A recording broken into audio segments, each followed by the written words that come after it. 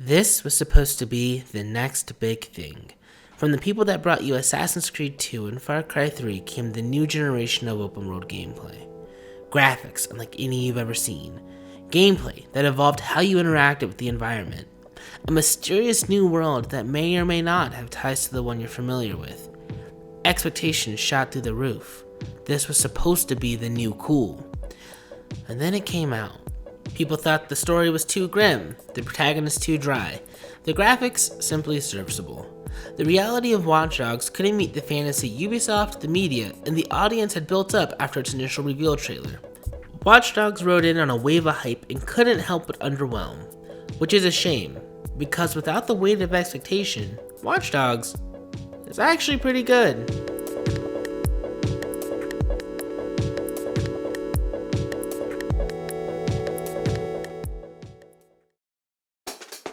E3 2012 was a weird year for the event. We knew next-gen consoles were on the way, but we didn't have a firm idea on what that would look like. I mean, there was the Wii U, but come on now, we respect ourselves here. As a result, the reveals weren't earth-shaking. It was either filler entries in long-running series, or games that were clearly designed to be swan songs for their respective consoles. For all intents and purposes, it was a transitional year for the industry.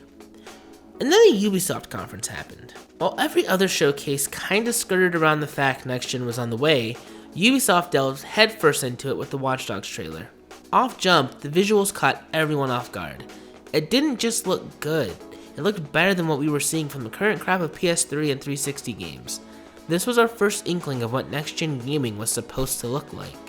On top of being pretty, the mechanics on display looked slick. While the walkthrough starts with Aiden using his hacking abilities to enter an exclusive nightclub, the real showstopper comes when he exits the club and uses his hacking ability to cause a massive pileup, stopping a high-profile target in the process. He proceeds to engage in a sleek shootout filled with bullet time, cool-ass takedowns, and a goddamn gas station exploding. Put simply, shit was wild. While it was initially only confirmed for Xbox 360 and PS3, the internet reacted with a collective, come on now. And only a few months later, once both consoles have been properly announced, did Ubisoft confirm not only was Watch Dogs coming to PS4 and Xbox One, but it was going to be a launch title. Bruh, we start on the next gen like this? Count me in. As the year went on though, some cracks started to appear in the foundation. The more trailers came out, the more the game wasn't looking as pretty as its initial trailer. The biggest red flag came in October 2013, when a month before release the game was delayed to early 2014. This was especially a problem for folks who pre-ordered the Watch Dogs PS4 or Xbox One bundle. This was the game quite a few folks wanted to be their first next-gen experience. Why be a pirate in Assassin's Creed 4 Black Flag when you can experience Chicago? While a decade of broken games has resulted in audiences calming down about delays, in 2012 we weren't really there yet. In Watch Dogs' case, the delay being so close to release only exacerbated any bad feelings the awaiting fanbase may have had. So fast forward to May 2014, a full 6 months after initially expected. Watch Dogs finally hits store shelves and hard drives, and it sadly underwhelms. While the hacking mechanics were generally regarded as cool, the graphics weren't quite the next-gen visual feast folks were expecting. It looked, pretty good, but pretty good feels pretty lame when expectations were set so high. And it wasn't the audience's fault for expecting that, it was how Ubisoft opened the conversation. Adding fuel to the fire was that even with the delay, the game launched in a somewhat buggy state. I can only speak anecdotally, but it definitely felt like Watch Dogs was written off pretty soon after release. Only a year after it came out, I remember seeing it on sale and my buddy telling me not to waste my time. So I didn't, at least not until after playing Watch Dogs 2 and having a blast. While the first Watch Dogs isn't as good as its successor, it definitely lays a solid and fairly enjoyable foundation.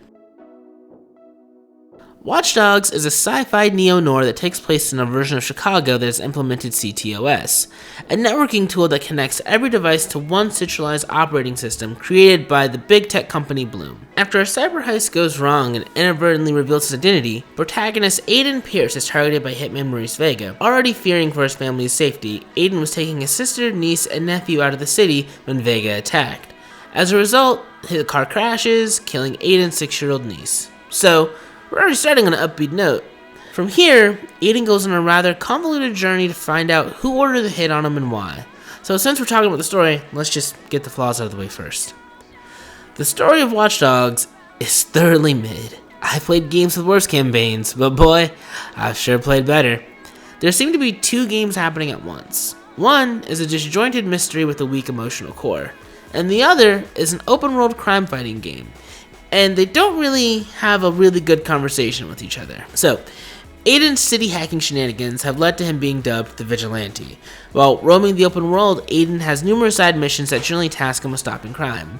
These either come from marked side missions or notifications that pop up on your phone. These missions range from gang hideouts, stopping criminal convoys, to straight up stopping crimes before they happen on some psychopath type shit. Completing these missions rank up your morality meter, which doesn't do much. People like you more and are less likely to call the cops when you steal a car, but beyond that, your vigilante reputation has no meaningful bearing on the story or gameplay. Some of the side missions are fun the first few times, particularly the criminal convoys.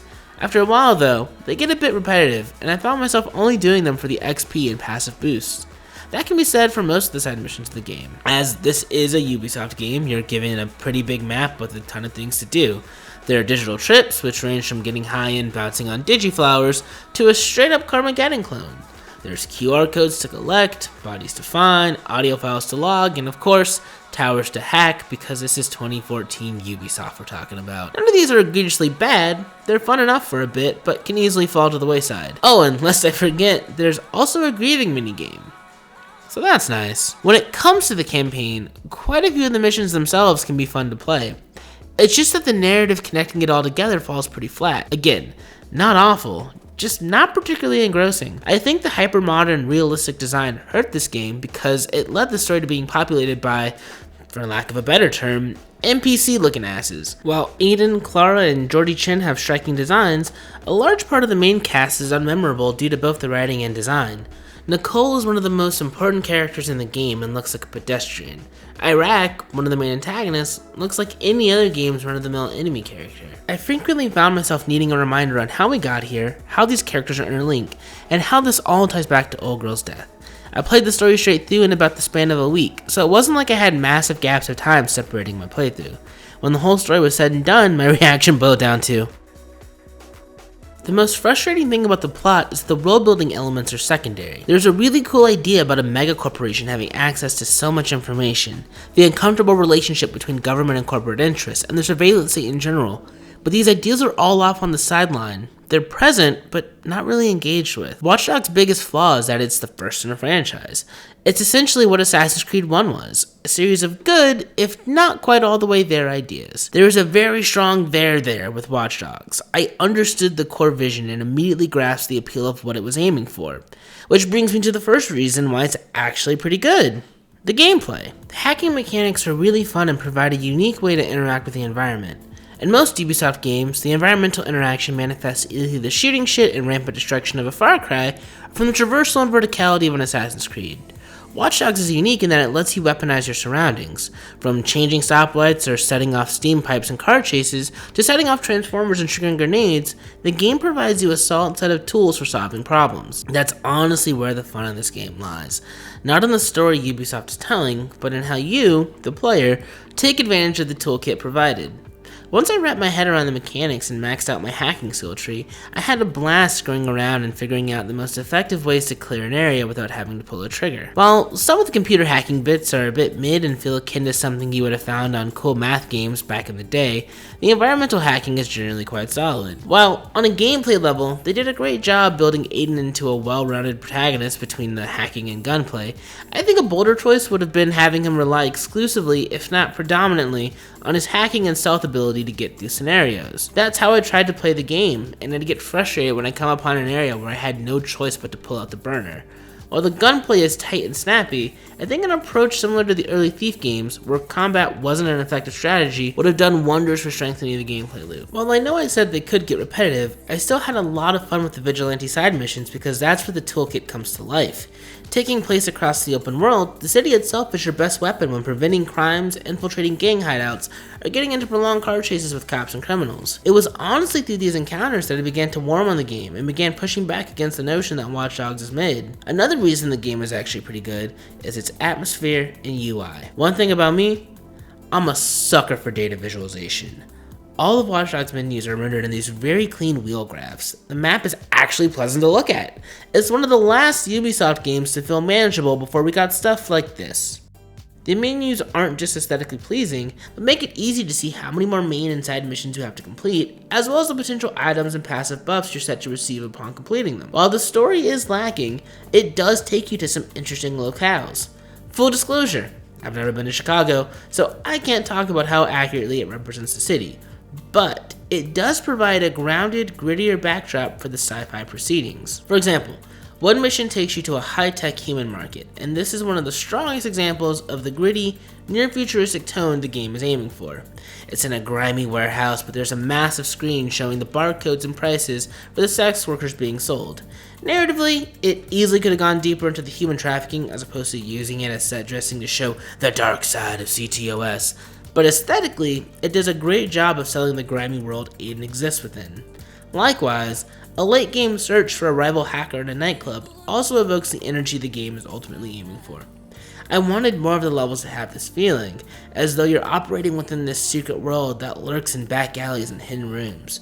When the game is working at this level, I can't lie, I was really into it and found myself wanting more. My overall impression of Watch Dogs is that a lot of it is fine, but the cool stuff is really damn cool.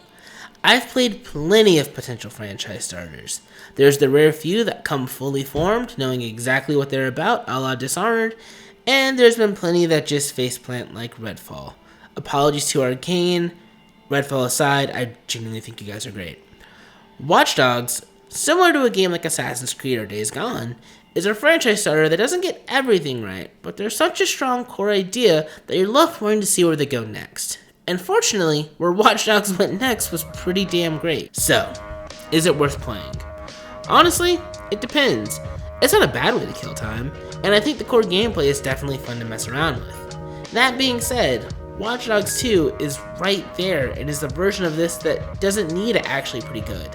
It's just a damn fine video game, point blank. But if you already played that and haven't given the first Watch Dogs a look with fresh eyes, I definitely think it's worth spending some time with and reevaluating how you might feel about it.